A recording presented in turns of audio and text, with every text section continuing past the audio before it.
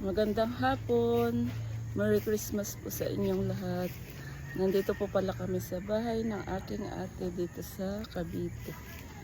Ayan po, napakarami niyang tanim dito.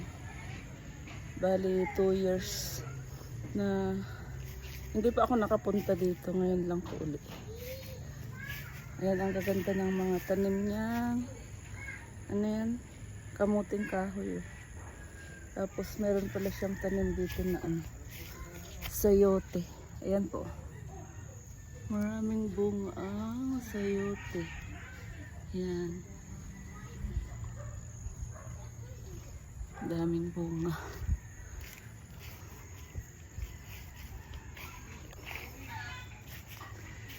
Sarado yung tindahan ko. Bali 2 days. Para mawala naman yung stress natin.